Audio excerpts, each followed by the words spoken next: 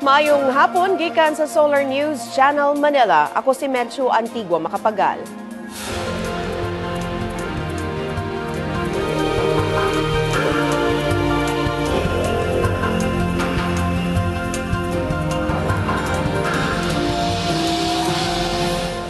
Ani ang mga balita alang sa Kabisayan ug Mindanao.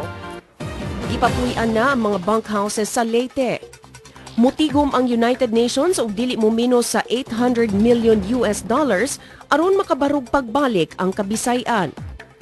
Gihingusgan sa kapulisan ang paghukod sa mga mipatay kang labangan Zamboanga del Sur Mayor Ukol Talumpa. Og pipila ka adlaw sa dili pa ang Pasko, miawhag si Pope Francis nga tabangan ang mga kabos.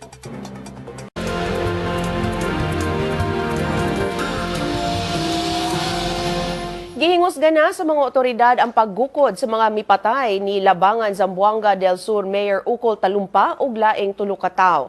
Matod ni PCOO Secretary Sunny Coloma, nakuha na sa kapulisan ang mga ngalan sa mga suspect ug ilan na sab gipagawas ang mga artist sketch sa mga suspect.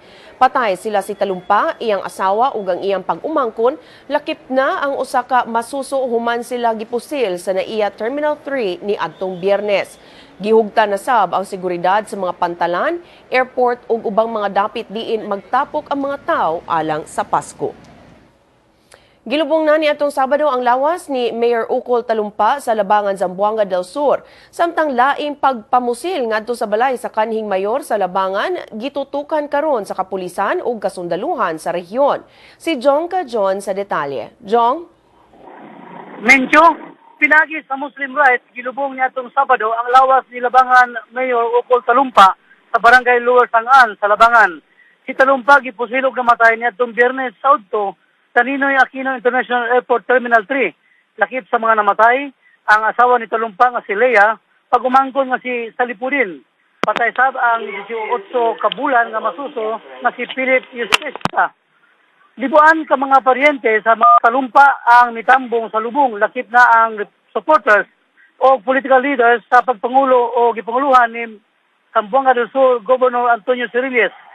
Minjo human sa pagpumusil kang Mayor Talumpa, ipusil sab ang balay ni kanhi Mayor Labangan Wilson Nandang ni atong Biyernes sa gabi. Busa nakabugna kini og tensyon ngadto sa mga residente sa Labangan. Matod pa ni Zamboanga del Sur Police Provincial Office Provincial Director Senior Superintendent Sopronio Icaldre, gilayon gidispatch ang Police Public Safety Battalion aron mohimo og investigasyon. Hinoon gisiguro sa kapulisan o kasundaluhan sa 53rd Infantry Battalion sa Zamboanga del Sur nga under control na ang sitwasyon. Mincho? Okay, daghang salamat, Jong John, reporting gikan Pagadian City. Aniyan na ang front pages sa mga pamantalaan sa Sugbo. Sa Sunstar Cebu, mihangyo si UN Secretary General Ban Ki-moon nga himuong paspas ang paghatag og hinabang alang sa mga naapektuhan sa bagyong Yolanda. Og sa Cebu Daily News, headline sab ang hangyo ni UN Secretary Ban Ki-moon nga dili kalimtan ang mga biktima sa bagyong Yolanda.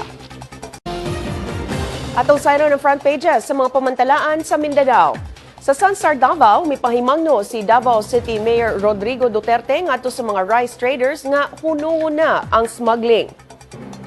Sa Bandera Mindanao, headline sa banghangyo ni UN Secretary General Ban Ki-moon alang sa dugang hinabang sa mga biktima sa bagyo.